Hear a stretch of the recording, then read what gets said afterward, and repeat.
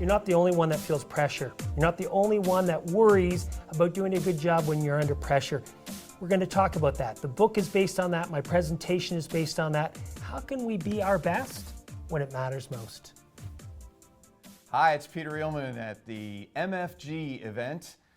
We're here for IMTSTV, and we're joined this morning by Dr. J.P. Pawliw-Fry, who's got a topic that I think relates to every single one of us, both here and watching on IMTSTV, pressure and performing under pressure.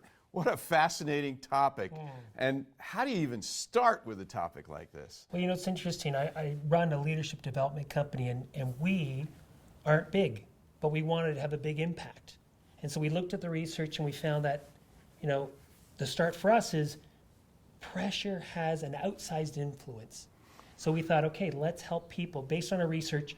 If we can help them be just a little bit better than they are now around pressure, that'll have a bigger impact for them to get, you know, to be more effective, to be more influential, to kind of get more things done. So that's literally where it started.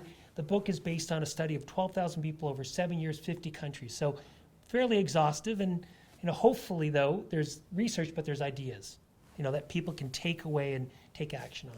You know, during your presentation this morning, I, being a Chicago guy and a guy who runs a big show in Chicago, you brought up Michael Jordan in a context I'd never heard before, and I couldn't believe it when I heard it, but it's fascinating. Yeah, and you know, this idea that Michael Jordan, we think he's better when he's under pressure than when he's not, and it's just not true. He's diminished by pressure like all of us are, and that's a really important point because we can walk in with a story that we tell ourselves, to be successful, I need to be perfect or better than I've ever been, and that's just not true. We're diminished. And the key is when we're diminished, when we make a mistake, to decrease the duration of the effect or the kind of the length that that impact has on us. And that's what Michael did really well. He let it go quicker, like water off a duck's back quicker, and he wanted the ball back sooner than anyone else. And it was really a mindset thing than anything. That I found fascinating. And when you think about wanting the ball, number one. Yes. And then wanting the ball after making a mistake. Absolutely. That's a fascinating part of the whole idea of this. We can be our own worst critic and our worst enemy under pressure, right? And a big part is because we want to be loved and respected. And when we make a mistake, we think, oh, we're not going to get that. And so we diminish ourselves. It's an incredible kind of, almost a game within a game. Yeah. And that's why the psychological part to any kind of, whether we're running a big show, we're running a company, we're in a sports, you know, competition, this is where the game is won or lost, not outside. You know, you used a couple of points that you developed throughout your presentation between crisis and challenge. And I love that kind of little synergy between those two, that they're the same thing, but they're not. Well, what's amazing is that, you know, we as humans have this prefrontal cortex, which most animals don't have, or they certainly don't have it to the same size. And that prefrontal cortex is literally what gives us choice to choose. Do I see this as the same physical feeling as I enter pressure as crisis bad, or as, hey, a challenge, exciting, an adventure? And we literally have a choice, and most people, they miss it. And we talked about this in the presentation. Wouldn't it be great to teach our kids this? My gosh, like, I have 3 kids, and I hope they've learned this, but that's a really key message that I want to get across to them, or people in my company, that you have a choice.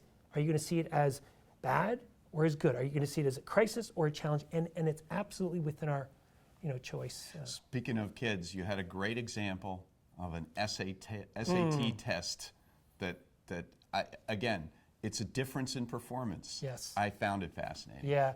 So, you know, as you're listening to this, think about how can I affect my kids? And a great one is when they go into a test or any big competition, have them write out exactly 3 things. How am I feeling? And don't edit it. You know, tell them, don't edit yourself. How are you feeling emotions? What are the thoughts that are going through my mind?